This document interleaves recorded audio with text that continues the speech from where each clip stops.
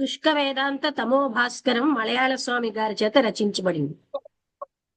వసంత గారు కూడా వచ్చారు. వసంతలతో ఎవరైనా చెప్పండి.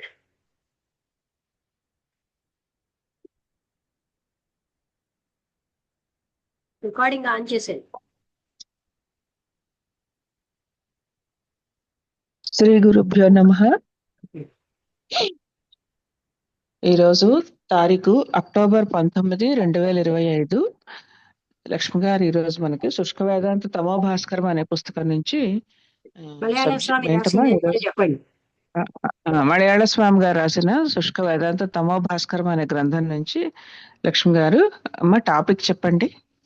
అంటే ఒక టాపిక్ అనే కాదు, అంతే అదే చెప్పండి. పుస్తకం పేరే అలాగే అది చదివి వినిపిస్తూ వివరిస్తారు.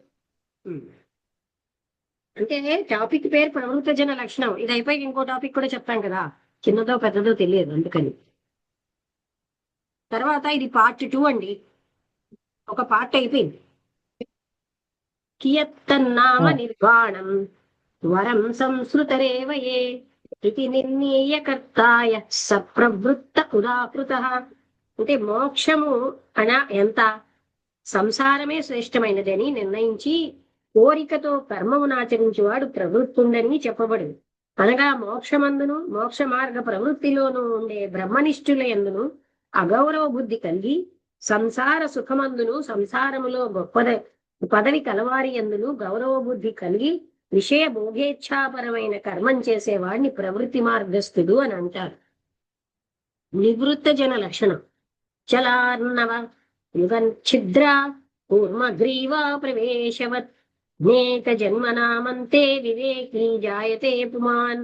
చలించుచున్న 2 సముద్రముల నడుమనున్న తీరమునందు మెడతో ప్రవేశించిన తాబేలునకు ముందుకు పోయినను వెనుకకు పోయినను అచిత ఉన్నను సుఖము లేనట్లు వెనుక జన్మమును విడిచి ఇంకొక జన్మమును అందబోవు జీవునకు వెనుకటి జన్మమున గాని ముందు జన్మమున గాని నడుమ గాని సుఖము కలుగదు. అటుల అనేక జన్మముల యందు దుఃఖమునుంది పురుషుడు కొసకు వివేకవంతుడగుచున్నాడు. అంటే ఇంతకు ముందు జన్మల్లో కూడా ఎన్నో బాధలు పడి ఇంకా ఈ ప్రపంచంలో ఏమీ లేదని అప్పుడు ఆయనకు వివేకం వస్తుంది. అసారా చిత్త సంసార వ్యవస్థాలం మమైతయో కిం కర్మ విపర్యుపిత్తైర్దినం తైరేవ నీయతే. క్రియాతిశయ నిర్ముక్తం కిం స్వా స్యాద్విశ్రమణం పరం ఇది నిశ్చయవాన్యోంతః స నివృత్త ఇది స్మృతః. ఈ సంసార వ్యవస్థ నిస్సారమైనది. నాకు దీనితో అంత్యములోనేమియూ ప్రయోజనం లేదు. సార విహీనములకు కామ్యకర్మలతో ఏమి ఫలము? ఏమని ప్రాచిక కర్మలతోడనే దినమంతయు గడపవలేదు. కర్మ ఫల తారతమ్య రహితంబును నిరతిశయంబును అవు విశ్రాంతి స్థానం ఎద్ది అగునని లోన ఇట్టి నిశ్చయము కలిగి మోక్షాపేక్ష గలవాడై విషయ విరక్తి కలగచేసుకుని లోక సేవలోను ఈశ్వర భక్తిలోను బ్రహ్మచింతనలోను ఆసక్తి గల చిత్తము గలవాడు నివృత్తుడు అని చెప్పబడుచున్నారు. శ్రీరామ ఉవాచ మూఢస్యా సత్కులోత్థస్య ప్రవృత్తస్యా ధమస్య చ అప్రాప్త యోగ సంగస్య కథముక్తరణం భవేత్. ఓ మునీంద్ర, మూఢుడు, అసత్కులంబున పుట్టినవాడు, కామ్యకర్మ నిష్ఠుడు, అధముండు, యోగాభ్యాసము లేనివాడు తరించు ఉపాయమేది అని యోగ వాసిష్టంలో రాముల వారు వశిష్ఠ మహాముని అడిగారు. అథవా సాధు సంగత్య కాకతాళీయ యోగతః సంసారస్య పరామర్శ వైరాగ్యం సమదేతి. అట్లు గాకున్నను సజ్జన సాంగత్యం చే కాకతాళీయ న్యాయమున సంసారం యొక్క దోష దర్శనము కలిగి అందుచే వైరాగ్యం ఉదయించున్నది. అంటే సత్పురుషుల సాంగత్యంతో వాళ్ళకి ఏంటవుతుంది అంటే వైరాగ్యం ఉదయిస్తుంది. అంటే ఎందుకంటే అక్కడ ఇది ఏంటంటే అంటే ఆ తాత్కాలికంగా వచ్చిన ఆ దోషం అంతా కనిపించి వాళ్ళకి వైరాగ్యం ఉదయిస్తుంది. వైరాగ్యేభ్యుదితే జంతో అవశ్యం భూమికోదయః తతో నశ్యతి సంసార ఇది శాస్త్రార్థ సంగ్రహః.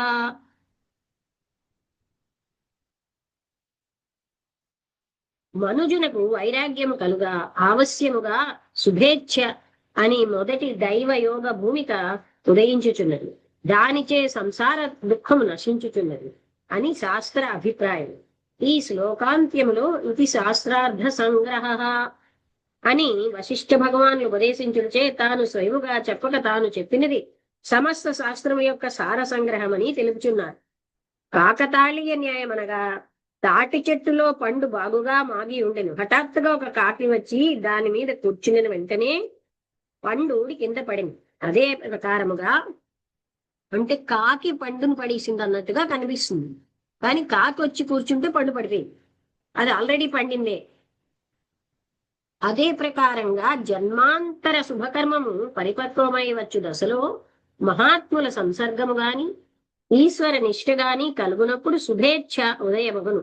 అయితే మహాపురుషులను సర్వేశ్వరులను నిమిత్తమాత్ర కారణములే గాని తన యొక్క శుభకర్మ పరిపాకమే నిజమైన కారణమగుచున్నది. అది అంటే వాళ్ళేమో ఆల్రెడీ వీళ్ళకి కర్మ ఉన్న వాళ్లే వాళ్ళ సాంగత్యంతో ఏదైనా పొందగలరు. ఇది సాధారణ జనులు తెలుసుకున్న జాలరు. ఇంతవరకు చెప్పుచూ వచ్చిన సంగతుల వల్ల సందేహ నివృత్తి కాగలదు. ఇక మునిభావ బోధినిలో గల భావమును చెప్పెద వినుము. దైవే పురుషకారే చ కర్మ సిద్ధిర్వ్యవస్థిత తత్ర దైవమభివ్యక్తం పౌరుషం పౌర్వదేహికం కేచిద్దైవాత్ స్వభాచ్చ కాలాత్ పురుషకారతః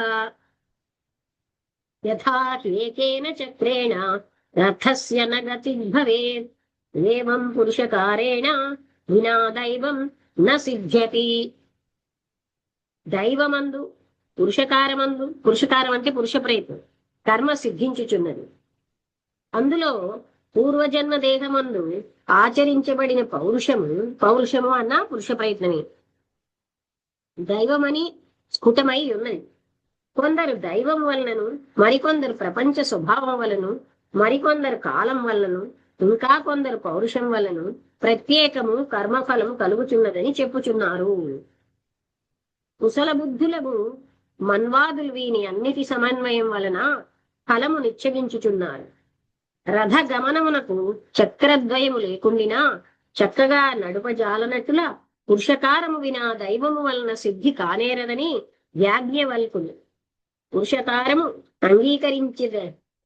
అంగీకరించని ఎడల, పురుషకారం అంటే పురుష ప్రయత్నం, వైద్య శాస్త్రములకు వైయధ్యమే కలుగును. పురుషకారము లేకుండినా దైవమే లేకుండును. ఎందుచేననినా దైవమనియు దిష్టమనియు ఆగధేయమనియు భాగ్యమనియు నియతి అనియు విధి అనియు పూర్వజన్మ కర్మజన్యముకు అదృష్టమునకు సమానార్థములని అమరుడు. అంటే అవన్నీ కూడా దైవం అన్నది కూడా పురుష ప్రయత్నమే.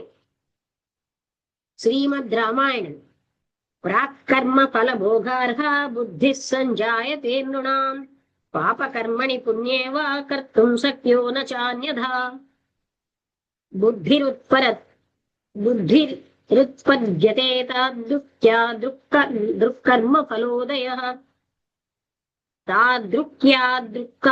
దృక్కర్మ ఫలోదయః సహాయాస్తాదృశా ఏవ యాదృశీ భవితవ్యత ప్రాక్కర్మ వసతః సర్వం భవత్యేవేతి నిశ్చితం తదోపదేశా వ్యర్థాః స్యుః కార్యాకార్యే ప్రబోధకాః ధీమంతో వంద్యచరితా మన్యంతే పౌరుషం మహత్ అసక్తాః పౌరుషం కర్తుం క్లీబా దైవముపాసతే.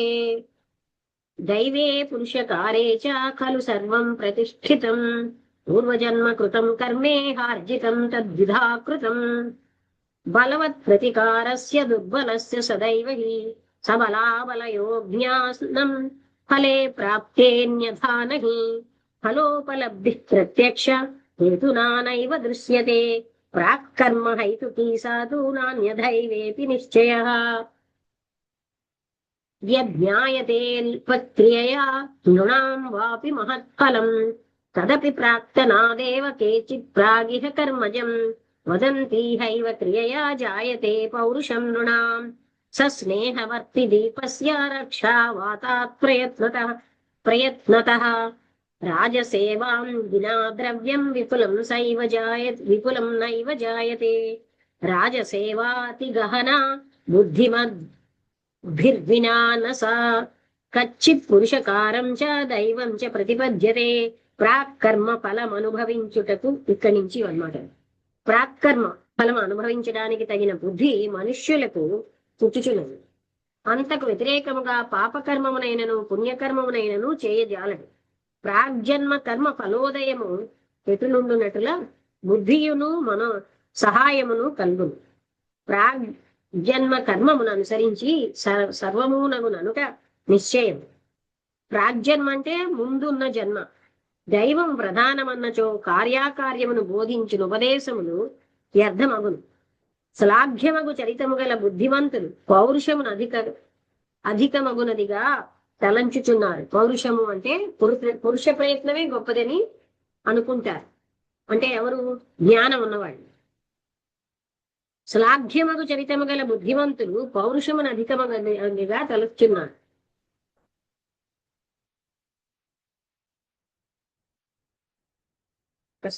గుర్తించి తిరగబడింది.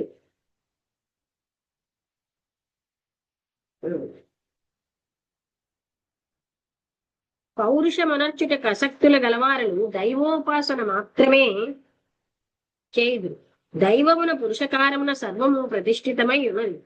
బలమగునట్ల మళ్లించదగిన వానికిని దుర్బలునకును సర్వదా కర్మ పూర్వజన్మార్జితమనియు వర్తమాన జన్మ కృతమనియు ద్వివిధము. అంటే పూర్వజన్మార్జిత కర్మ, వర్తమాన జన్మ కర్మ.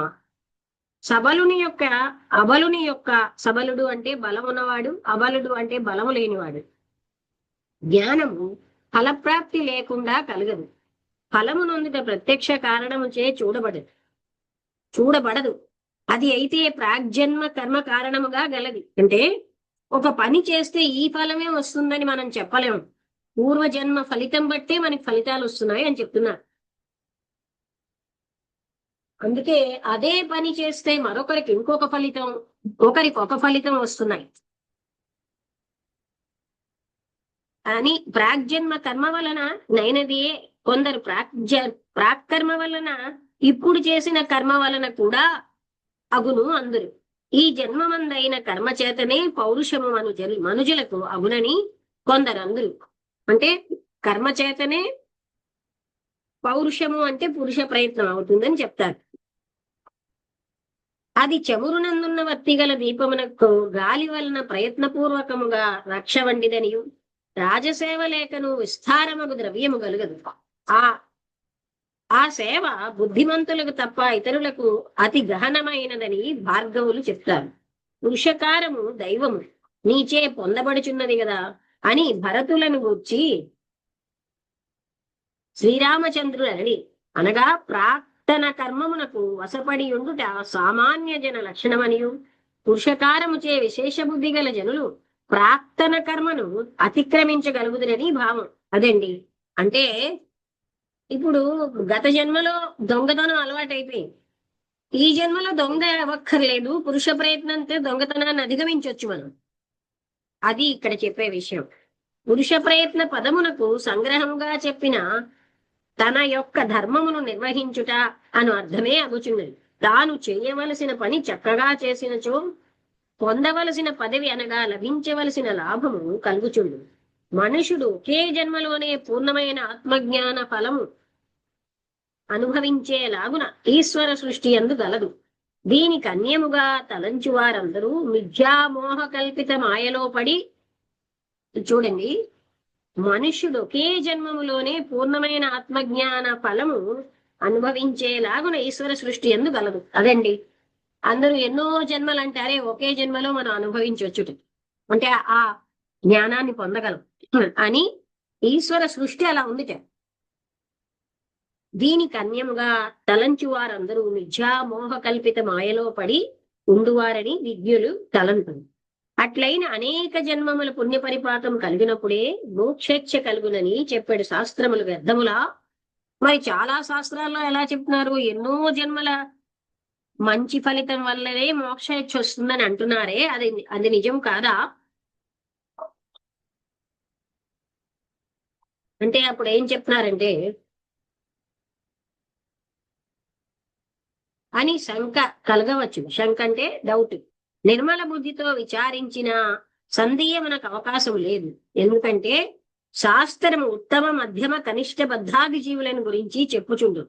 బహుజన్మ సుకృత విశేషము కలిగిన మాత్రమే ముక్తి కలుగునని చెప్పాడు. శాస్త్రం పై చెప్పిన అజ్ఞులను గురించి అజ్ఞానుల కోసం చెప్పారు. అలా నియత కార్యమును నిర్వహింపని మందులను గురించి చెప్పి ఉండినదే అగును. ఏలనా మనుష్య జన్మములో బ్రహ్మచర్యాది 4 ఆశ్రమములు ఒకే జన్మలో నిర్వహించవలయునని శాస్త్ర విధి గలదు. ఇది మనుష్య సముదాయమునకు మొత్తముగా చెప్పబడిన శాస్త్రమగుటచే ఇక్కడ పుణ్యపాప జీవులను గురించి విమర్శ చేయటకు అవకాశమే లేదు. కనుకనే ముందుగా నియత కర్మను చేయని వానికే అట్టి ఉత్తమాధికారులను గురించి అనేక జన్మములను నిర్ణయించుటకు కారణమైనది. అది హిందూ శాస్త్రమునకు విరుద్ధమైన కార్యం. ఏలననగా విధి ప్రకారము బ్రహ్మచర్య గృహస్థ వానప్రస్థ సన్యాసాశ్రమము వరకు వచ్చిన వానికి ముక్తి లేదని చెప్పినచో అత్యాశ్రమ ధర్మమునకు పతనము కలుగును. దీనిని ధర్మశాస్త్రము అంగీకరింపజాలదు. అంటే అలా అన్ని రకాల ఆశ్రమాలు లోపే వచ్చినా వాళ్ళకి ముక్తి లేదని చెప్తే అలాంటప్పుడు పతనం అవుతుంది అన్నారు. దీని ధర్మశాస్త్రం అంగీకరించజాలదు. ఇచ్చట అందరూ బ్రహ్మచర్యము నుండి వరుసగా 4 ఆశ్రములలోనూ ప్రవేశించి వెళ్ళవలగినని వేదాంత శాస్త్రం విధించుట లేదు. బ్రహ్మచర్యాశ్రమంలోనే విషయ విరక్తియు బ్రహ్మ జిజ్ఞాసయు కలిగిన అచ్చోట నుండి తురియ ఆశ్రమమును స్వీకరింపవచ్చును. అదండి. అంటే అందరూ ఈ 4ంటికి వెళ్ళాలని లేదు. మొదటి ఆశ్రమమైన బ్రహ్మచర్యాశ్రమంలోనే జ్ఞాన ప్రాప్తి వచ్చేసింది అనుకోండి, వాళ్ళకి మిగతా ఆశ్రమాలతో పని లేదు. శ్రీ శంకర మధ్వాచార్యులే దీనికి సాక్ష్యములు. అరటి మ్రాను, వరి, గోధుమ, సజ్జ, జొన్న మొదలైన ఔషధులన్నింటికీ వాని యొక్క ఫలములు పండు వరకును చెట్లుని నిల్చుచున్నవి. ఫలము పండిన తర్వాత చెట్టు పడిపోను. అలాగే మనుష్య శరీరంలో బ్రహ్మజ్ఞానం అనే మోక్షఫలం ఫలించే వరకు శరీరం ఎలా నిలవకపోవలేను. అంటే మోక్షం వచ్చే వరకు ఎందుకు బతికొండలేకపోతున్నావు అని అడిగాను. ఫలము లభింపకపోవటకు నియత కార్యము చేయకపోవటయే కారణం.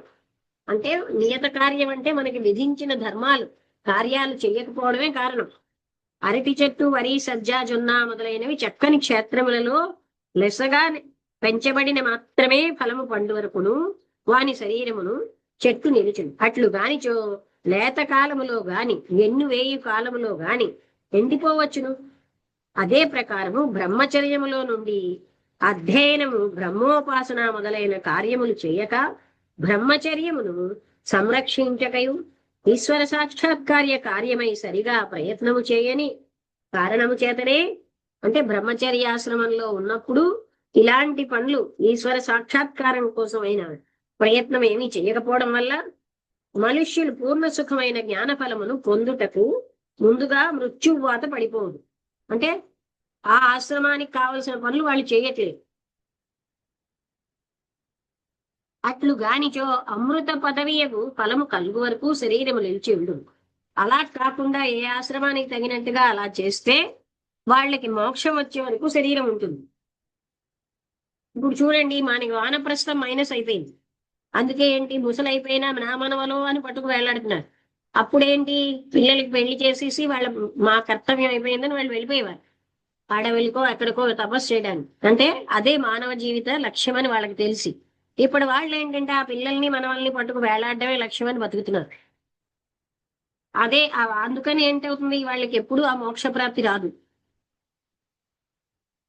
అట్లు గానిచో అమృత పదవియకు ఫలము కలుగు వరకు శరీరము నిలిచి ఉంటుంది. మరియు గజము, అశ్వము, అజము, గోవు మొదలైన జంతువులన్నీ, శుకపిక మయూరాదులవి పక్షులన్నీ, అజం అంటే మేక, మామూలుగా వాని జీవితముల పరిమితి అంత్యము వరకు ఇప్పుడు కూడా జీవించుచున్నవి. ఏదో ఒకనొకటి మాత్రమే రోగ బాధాదులచే హతమగుచుండును. అలాగున మానవునికి ఏర్పడిన జీవితం పూర్తి వరకు ఎలా జీవించకూడదు? దీనికి నీ కారణము గలదు. ఎలనా పశుపక్షాది మృగములన్నీ వాటి యొక్క నియతిని అనుసరించే జీవించున్నవి. అదండి, ఈ పశుపక్షాదులు వాటి ఏదైతే జీవించాలో, ఎలా జీవించాలో అలాగే జీవిస్తున్నాయి. మనుషుడే తన మార్గం తప్పుతున్నాడు. అయితే అనగా వాటి యొక్క విషయ ప్రవర్తనము, ఆహారము ఇవన్నీ నియతికి విరుద్ధముగా లేవు. కనుకనే అవియును వానికి ఈశ్వరుడిచ్చిన ఆయుస్సు యొక్క పూర్తి వరకు సుఖముగా జీవింపగలుగుచున్నవి. ఇంకా మనుషులు ఏం చెప్తారు? ఆ వానప్రస్థం వదిలేసి అలా వాళ్ళకి మనవలంటే ఇష్టం లేదా, వాళ్ళకేమో నీ దన్ను కావాలి వాళ్ళు చేసే తప్పు పనులు, అందుకని అందరికీ మనవల మీద ఉండదా, ఇలాగ జస్టిఫై చేసుకుంటూ ఈ ప్రాపంచిక చింతనలో మునిగిపోతున్నారు.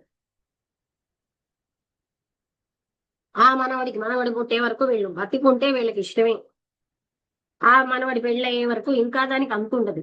అంటే ఇదే జీవితం అని. ఆనాడు మనకి ఆత్మ సాక్షాత్కారమే జీవితం అన్నది జీవిత లక్ష్యం అని తెలిసేది. ఈనాడు మనవల్ని వాళ్ళని చూడడం, వాళ్ళ పెళ్ళే లక్ష్యం అని మనుషులు మారిపోయారు. దానివల్ల వానప్రస్థం పోయింది.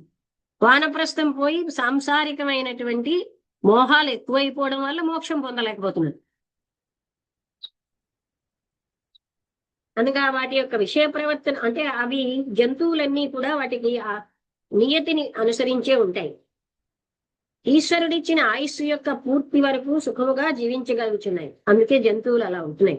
పశువులలో కొన్ని దుర్మరణానికి లోబడిచుండినా అది మనుష్యుల యొక్క అక్రమ కృత్యం చేతనే కలుగును. చూసారా, మనుష్యులు చేసిన అక్రమ కృత్యం వల్లే పశువులకు కూడా మరణం వస్తుంది.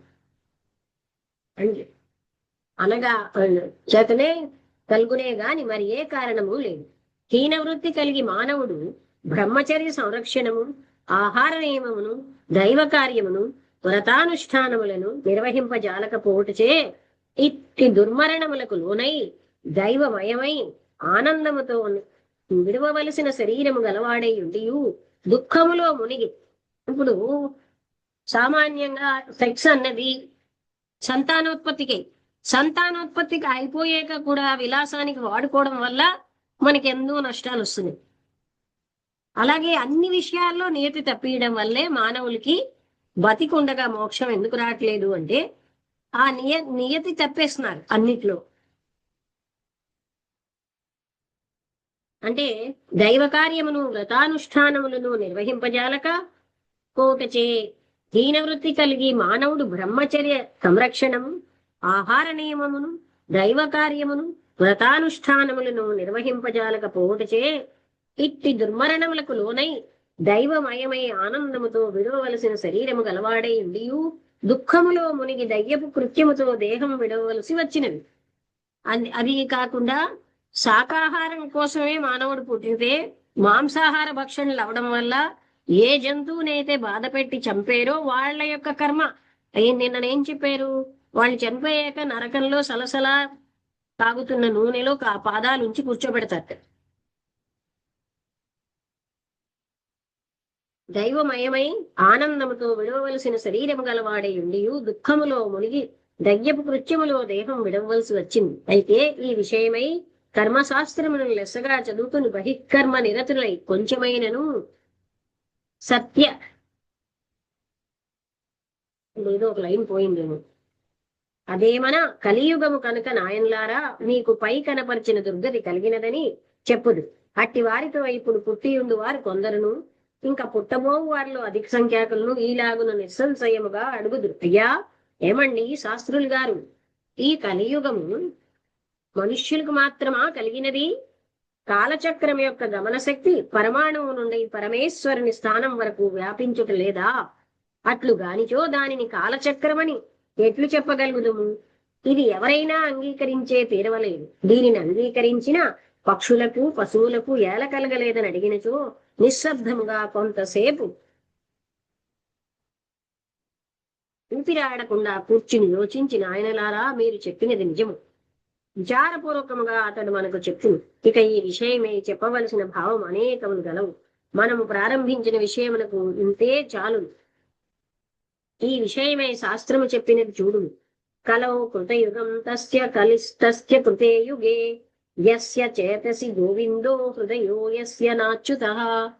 అంటే ఎవని హృదయంలో భగవద్ధ్యానం ఉండదు అట్టివాడు కృతయుగమందుండు వాడైనా కలియుగమందుండు వాడే. మరియు ఎవని యొక్క కృతయుగమందు పురుష ప్రయత్నం మనుష్యుల యొక్క విధి అని తెలిపి, అంటే ఎవని యొక్క హృదయంలో దైవ స్మరణ సదా కలిగి ఉండును అతడు కలియుగమందున్నను కృతయుగమందుండు వాడే. వివేక చూడామణి యందు శంకరులు పురుష ప్రయత్నం మనుష్యుల యొక్క విధి అని తెలిపి ఉన్నారు. లబ్ధ్వా కథం కిన్నర జన్మ దుర్లభం తత్రాపి పుంస్త్వం శృతి పారదర్శనం యస్వాత్మముక్త్యై నయతేత మూఢధీః నహాత్యః స్వం వినిహస్త్య సద్గ్రహాత్. లభించుటకు మిక్కిలి ప్రయాసమైన మానవ జన్మము లభించియు అందులో పురుషుడై దానిలో వేద పారగత్వమును పొందదగిన అవస్థ కలిగి ఎవడు తన యొక్క ఆత్మబంధ నివృత్తి పరమగు ముక్తి కొరకు ప్రయత్నము చేయునో అట్టి మూఢాత్ముడు ఆత్మహత్యను చేసుకొనిన వాడు అగుచున్నాడు. ఆహా, ముక్తి కొరకు ప్రయత్నం చెయ్యడం అంటే ప్రయాసమైన, అంటే ఎంతో కష్టమైన మానవ జన్మ దొరికి కూడా అందులో పురుషుడై వేద పారగత్వమును పొందదగిన అవస్థ కలిగి ఎవడు తన యొక్క ఆత్మబంధ నివృత్తిపరమైన ముక్తి కొరకు, అంటే ఎవరికి అన్ని అవయవాలు బాగుంటే వాళ్ళందరూ కూడా దానికి అర్హులే అని చెప్పారు. అలా అన్ని బాగున్నా కూడా ముక్తి కొరకు ప్రయత్నం ఏ మనుషుడైతే చెయ్యడో అట్టి మూఢాత్ముడు ఆత్మహత్యను చేసుకొనిన వాడగుచున్నాడు అని చెప్పారు.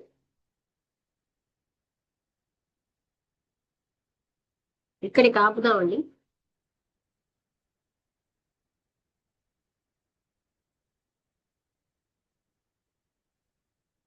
ఇది 3 నిమిషాలు ఉంది.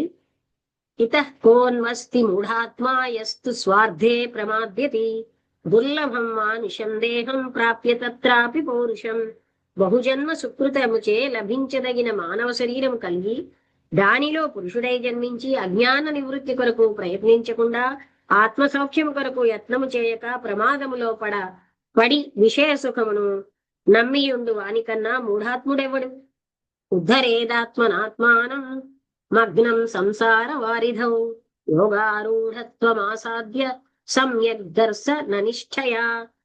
అజ్ఞానముచే సంసార సాగరములో నిమగ్నుడయ్యుండు తన యొక్క మలినాత్మను పరిశుద్ధ బ్రహ్మ విచారణమైన నిర్మల జ్ఞానము చేత తనకు తానే స్వప్రయత్న పరుడై ఉండవలేను. లేనిచో ఉద్ధరించుకొన జాలడు. అంటే ఎవరిని వారే ఉద్ధరించుకోవాలి. ఇది ఇక్కడ పేజ్ వస్తుంది, ఎందుకో ల్యాప్టాప్ పేజ్ అని, ట్యాబ్ పేజ్ 121 పేజ్. ఇక్కడ ఆపుతానండి. వసంతలత, నువ్వేమైనా చెప్తావా?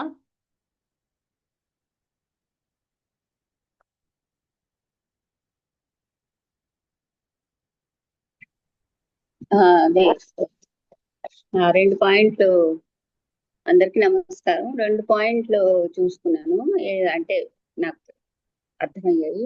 మొట్టమొదటి ఆ కాకతాళీయ అదేంటది న్యాయం గురించి చెప్పారు. అంటే మనం అంటే సాధారణంగా కర్మలు పక్వం అయినప్పుడు